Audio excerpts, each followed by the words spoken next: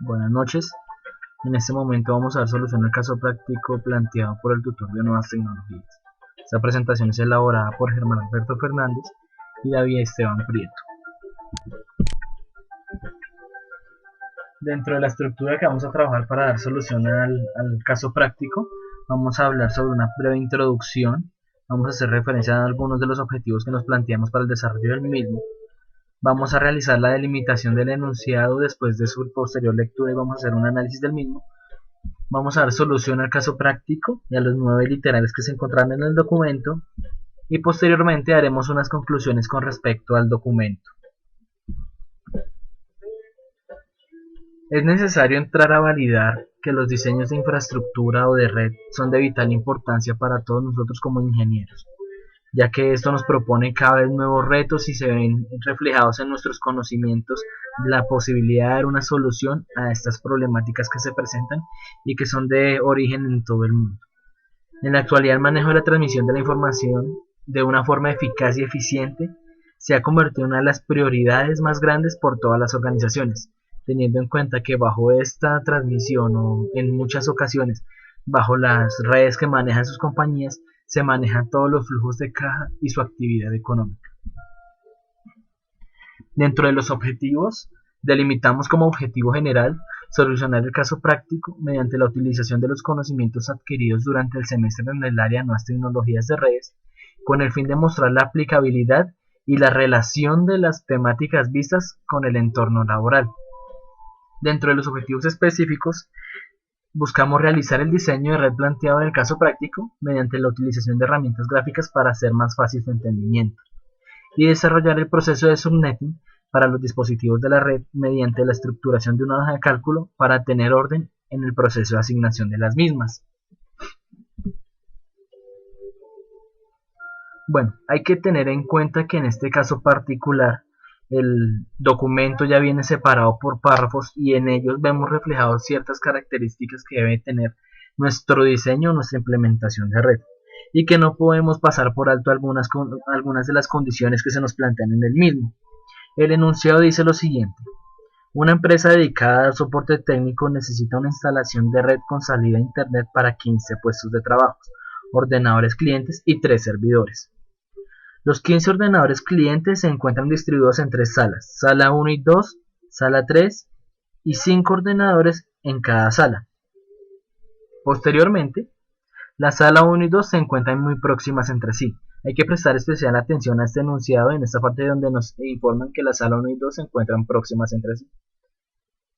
Los 3 servidores se encuentran en una cuarta sala, que es la sala de servidores, donde vamos a encontrar un servidor proxy DNS que da la salida a internet, un servidor de usuarios y archivos y un servidor web. También hay que tener en cuenta que para la conexión de internet la empresa dispone de una línea de punto a punto conectada a un router. La empresa tiene contratadas las direcciones IPs de la red 192.143.100.8 con máscara de subred 255, 255, 255, 248. Esto nos da la posibilidad de tener en cuenta que desde la 192.143.108 hasta la 194.143.115 nos da un total de 6 direcciones válidas para tomar en nuestras configuraciones.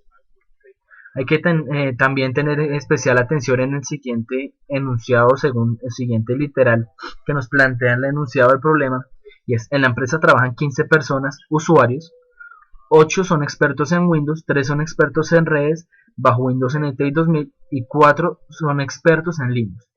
De estos 15 usuarios, 4 son supervisores, 2 de Windows, 1 de redes y 1 de Linux. Entonces aquí hay que delimitar que aquí ya nos están enunciando algunos de los grupos de trabajo que podemos ver presentados en nuestra solución. Cada grupo de expertos comparte una base de datos de problemas y respuestas frecuentes. Los supervisores comparten entre sí diversas informaciones relacionadas con el funcionamiento global de la empresa. Entonces aquí ya tenemos que prestar cuidado especial a lo que nos están enunciando aquí, ya que nos están dividiendo y nos están mostrando que dentro de lo que nosotros tenemos que desarrollar tenemos que tener en cuenta una organización de las carpetas que posteriormente en uno de los literales nos la solicitan para poder hacer la configuración y para que cada uno de los grupos pueda compartir de una forma apropiada los datos sin tener en cuenta las vulneraciones que se puedan llegar a presentar por seguridad donde otros grupos de trabajo deseen ingresar. Teniendo en cuenta lo anteriormente mencionado, que es el enunciado, vamos a dar inicio al proceso de diseño de red, que es el primer literal. Asigna una dirección IP, máscara de red y nombre para cada ordenador cliente y para cada servidor, incluyendo en el router. Puede representarlo en un esquema. Este diseño debe ser representado para el resto de las cuestiones. Aquí podemos ver representado el diseño que como grupo estructuramos, donde podemos ver la sala 1, sala 2, sala 4 y sala 3. Se preguntarán por qué la sala 4 está en el intermedio entre la sala 2 y la sala 3. Teniendo en cuenta las buenas prácticas para la configuración de las redes y los diseños de redes, tenemos que tener en cuenta que nuestro data center o nuestro centro de conexión principal debe estar ubicado en el lugar más central posible. Teniendo en cuenta que el enunciado nos hablaba que la sala 1 y 2 se encontraban juntas entre sí o continuas, tomamos la decisión como grupo de trabajo de determinar que en la sala 4 debería quedar ubicada entre la sala 2 y la sala 3 con el fin de que la distribución del cableado fuera más uniforme. ¿Esto para qué? Para evitar posibles pérdidas o daños de información en cuanto al diseño de la red. Estructuralmente vamos a evaluar cómo está compuesta la sala 1, en donde vamos a tener en cuenta que nosotros dentro de nuestra solución planteamos de una vez no solo mirar la parte de la red, sino también la del cableado estructurado, donde podemos verse encerrado por el círculo rojo la toma de corriente normal. Ahora podemos ver la toma que representa la corriente regulada y podemos ver los puntos de datos y voz que nos van a servir para la actividad económica. Esto se representa en cada uno de los puestos de trabajo, puesto que en muchas ocasiones todos necesitamos de estos servicios. La sala 2, como podrán darse cuenta, presenta varias diferencias con la sala 1. Aquí tratamos de hacer como un diseño en U, donde tomamos en cuenta la distribución del espacio, las áreas, y teniendo en cuenta la continuidad de la sala 1, determinamos por dónde podíamos pasar las canaletas que se ven de color beige en los diseños, para mejorar la productividad de la misma. Igual contamos con un tamaño para las salas, que cada sala tuviera más o menos unos 5 metros con 10 centímetros por 4 metros con 15 centímetros, como medida estándar para nosotros poder realizar el diseño. Obviamente estas medidas son ambiguas porque no las dan en el enunciado, pero igual para la práctica pues nosotros lo desarrollamos de esta forma. La sala número 3, como podemos ver, la sala número 3 presenta la misma estructura de la sala 1, solo que es la oficina que va en el otro extremo del edificio, por decirlo de esta manera, o del piso en el que se está desarrollando la solución. En la sala 4 pues podemos ver, aquí podemos ver ya determinados los dispositivos que se nos anuncian posteriormente en el diseño de la red, que son los top hubs, uno de 8 puertos y uno de 12 puertos, el switch que está representando, los 3 servidores que nos anuncian, que son el servidor web, el servidor proxy de DNS y el servidor de dominio de archivos, que están conectados el switch a un router, que es el que nos da la salida interna como se mostraba en el enunciado. Aquí podemos ver, pues igual, aquí tratamos de mostrar en el diseño que todos los cables que van desde los hubs hasta el switch pasan por la canaleta y se distribuyen de distintas maneras dentro de todo el diseño de la red, dentro de las canaletas. Ahora bien, en el proceso de subnetting nos tocó determinar qué tipo de máscara íbamos a utilizar con la cantidad de bits que nos permitieran tener la cantidad de direcciones IP disponibles. En el caso de nosotros escogimos la máscara 27, ya que esta tiene 30 direcciones IP disponibles para poder trabajar. Se compone 32, pero tomamos 30 porque la primera y la última no se deben tomar. Aquí podemos ver delimitado cómo nosotros estructuramos más o menos la distribución de las direcciones IP, tomando en cuenta el tipo de dispositivo que vamos a tener en cuenta, el número de la sala donde se encuentra, el número del equipo, la función que cumple, el nombre del equipo que se le asignó, la dirección IP y la máscara de subred, y el gateway que se va a utilizar para cada uno de ellos. Ahí podemos ver las 3 direcciones IP que fueron asignadas a los servidores. En este momento podemos ver la dirección IP que fue asignada al router, o sea la dirección interna de nuestra compañía para el router. Y aquí podemos ver de forma ordenada cómo se asignaron las direcciones IP teniendo en cuenta el número de sala, el número del equipo que tenía, la función y también pues se ve reflejado que tenemos desde la dirección .5 hasta la .19 para aplicarlo a todos los usuarios o las estaciones de trabajo. Aquí en este segmento nosotros tomamos esto como el criterio de crecimiento, que posiblemente pues como ingenieros tenemos que tener claridad en el concepto de que las empresas están sujetas a que pueden tener redimensiones en cuanto a su condición, y en algunos casos es necesario que las empresas crezcan o se necesitan más puntos de trabajo. Por eso nosotros tomamos este tipo de máscara de red y también delimitamos estas direcciones IP que nos podrían servir para un posterior proyecto de crecimiento de la misma, donde alguno de los proyectos de expansión generan que hubiera una nueva sala o alguna nueva distribución, y pues aquí ya tenemos una cantidad de direcciones considerable para asumir un proyecto de crecimiento. El literal número 2 del proyecto nos pide indicar que el sistema operativo que instalarás en los clientes y la configuración de la red que sea más común para ellos. Nosotros determinamos que el sistema operativo para los clientes determinamos que podría ser Windows XP, pero aquí hay que tener claridad que la solución planteada es libre para cada persona. Aquí pueden utilizar cualquier tipo de sistema operativo de carácter desktop que presente las condiciones para poderse conectar a la red.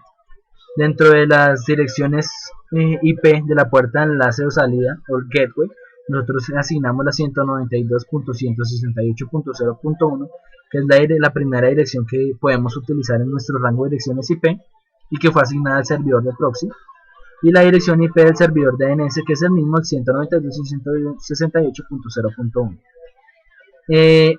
Como la estructura organizacional de la compañía, nosotros estamos determinando que si se iba a trabajar un servidor de dominio, y nosotros en el enunciado nos hablaba de un servidor de usuarios, nosotros determinamos que este iba a ser el mismo de dominio y de archivos, por lo cual asignamos un nombre a este servidor que es el de soporte TI.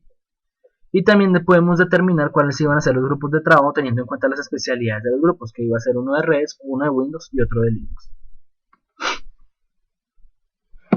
El tercer punto nos habla de indica el sistema operativo que instalarás en el servidor de usuarios y la configuración de red.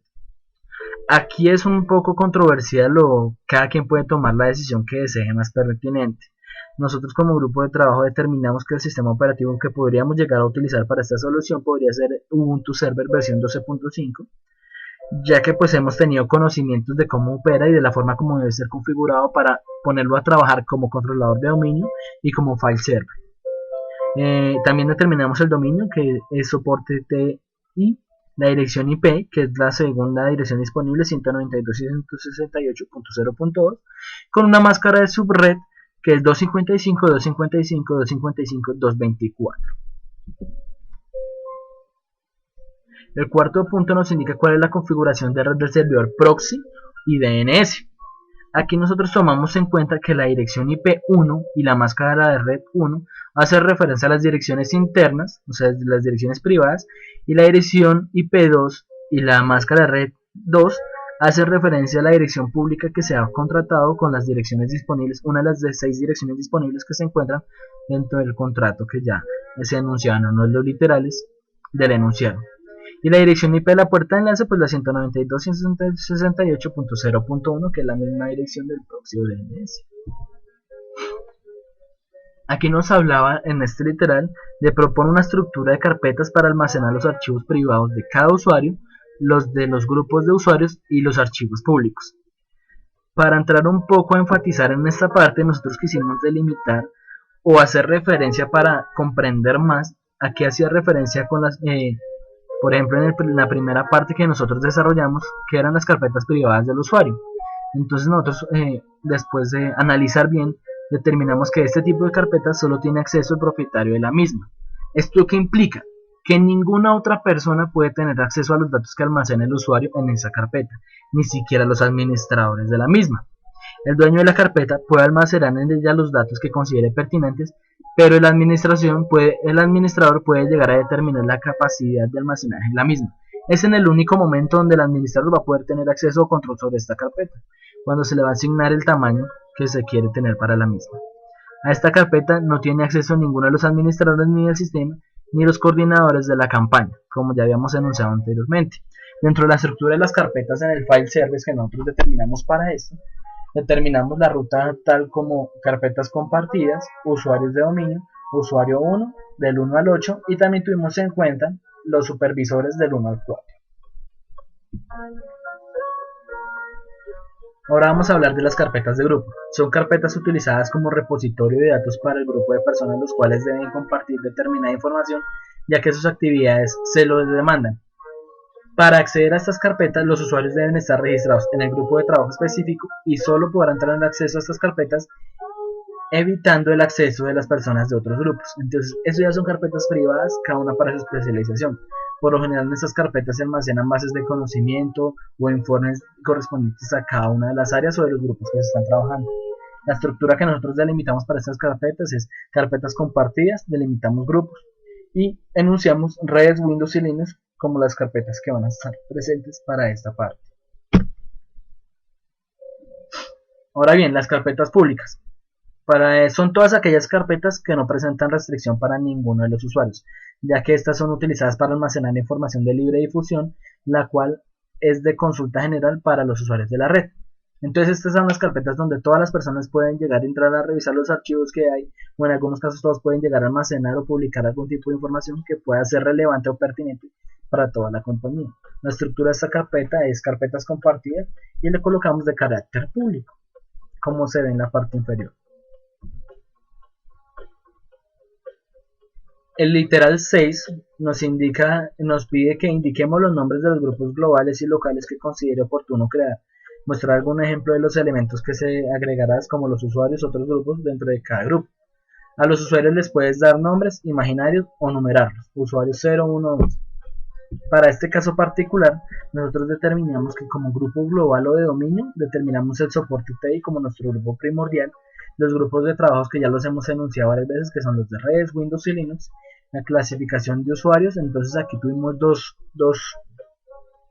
divisiones, una que son los usuarios generales y otro los supervisores. Entonces aquí determinamos que son los analistas del 1 al 8 y los supervisores del 1 al 4, para tener un orden claro.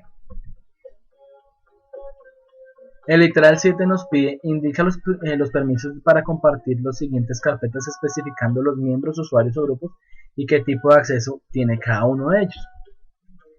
Para este punto nosotros tomamos la decisión de hacer una tabla donde enunciamos las carpetas, qué tipo de permiso, dominio de la carpeta y el nivel de seguridad que debería presentar cada una de ellas.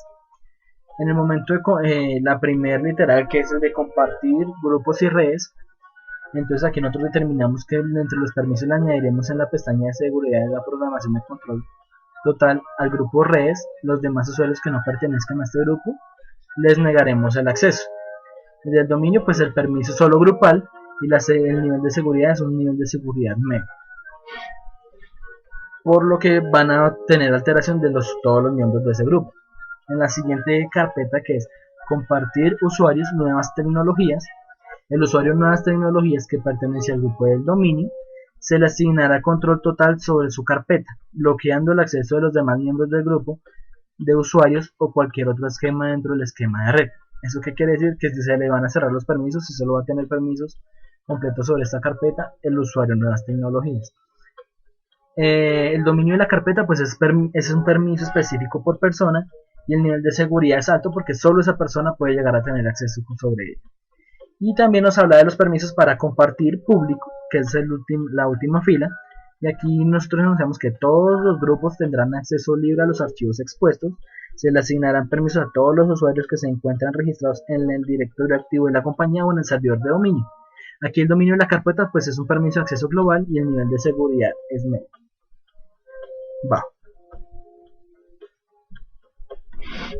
Dentro del literal 8 nos pregunta qué cableado utilizarás y que hagamos un esquema de cableado teniendo en cuenta qué dispositivos podríamos utilizar. Aquí nos plantean que había un hub de 12 puertos, un hub de 8 puertos y un switch de 8 puertos como se anunciaba anteriormente.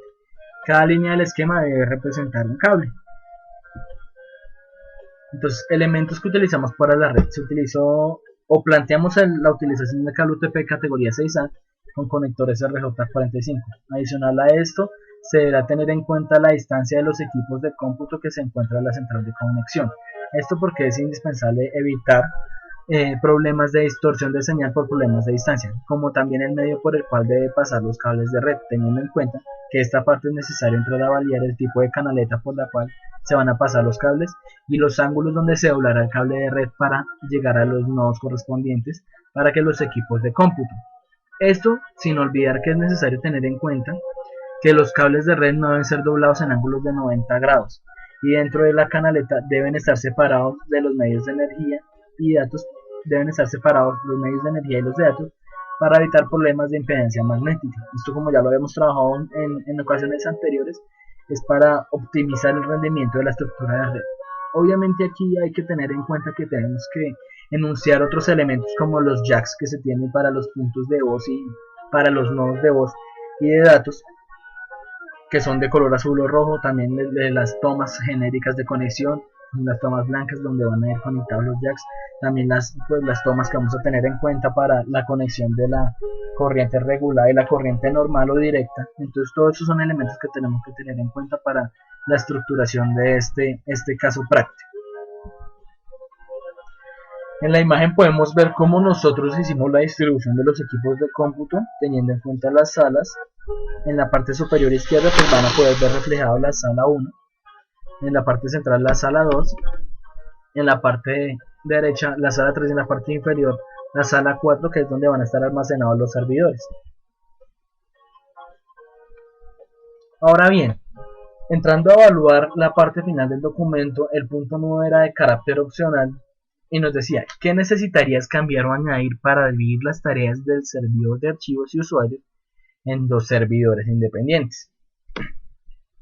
Entonces, en este punto nosotros como grupo de trabajo planteamos las siguientes cosas. Para realizar la separación de los dos servicios es necesario verificar la infraestructura de hardware de los servidores para determinar si es posible iniciar un proceso de virtualización de los servidores.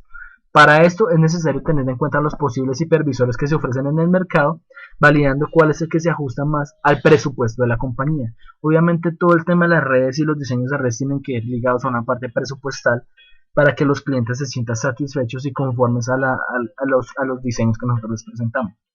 Adicional a esto, es necesario realizar el cambio de algunos de los dispositivos de hardware del centro de cómputo, ya que como por ejemplo, los dispositivos hub no son recomendados para estructuras de alta disponibilidad por su infraestructura. Como todos sabemos, los hub lo que hacen es dividir el ancho de banda que reciben entre los nodos disponibles. Esto que hace que la red se congestione, hayan tormentas de broadcast y pues no trabaje de forma óptima. Además, tener en cuenta por qué los dispositivos se encargan de dividir el ancho de banda, como ya lo habíamos mencionado, por lo cual se hace necesario hacer la adquisición de unos switch para realizar una conexión de equipos de cómputo, teniendo en cuenta que uno de ellos opera como switch core. Como ya habíamos visto anteriormente, dentro de los diseños óptimos de red, nosotros habíamos hablado que para estos diseños había que tener un switch core como base principal, en el que a este se retroalimentaban los switch de los demás puntos de red y también en ese switch fueran conectados los servidores. Este switch tiene que tener unas condiciones especiales, que tiene que tener mayor velocidad de transmisión de datos, entre otras condiciones. ¿Para qué? Para que el rendimiento de la red sea óptimo y no se presenten problemas futuros.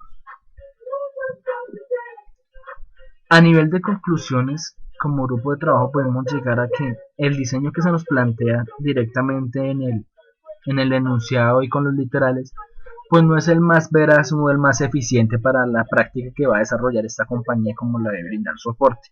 ¿Por qué? Porque tenemos en cuenta los dispositivos que se están tomando como los hubs, también pues la distribución, porque no se conocen las dimensiones de la misma, no se conocen cuáles son las dimensiones de las oficinas, cuál es la capacidad, la distancia real entre ellas. Entonces esto puede llegar a ver afectado dentro de la parte presupuestal cualquier proyecto de diseño de redes. Además podemos concluir que para determinar que un diseño sea óptimo tenemos que tener en cuenta muchísimas más herramientas y opciones disponibles, como también los organizadores, por ejemplo, el tipo de servidor que vamos a utilizar, si es un rack anclado, si vamos a utilizar los flash panel, cuántos flash panels vamos a utilizar, cómo vamos a estructurar nuestro centro de cómputo. Estas son determinaciones que también tenemos que tener en cuenta cuando iniciamos los procesos de desarrollo de infraestructura de redes.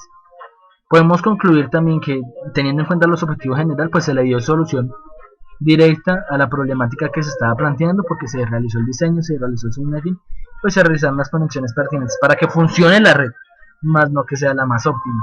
También tenemos que tener en cuenta que se realizó el diseño de forma gráfica, de más fácil su entendimiento, y esto es un punto vital para el momento en que nosotros presentemos todos los proyectos de infraestructura de redes, porque los clientes no nos van a entender cuando hablemos el lenguaje técnico, más si les mostramos una imagen puede llegar a tener un nivel de comprensión.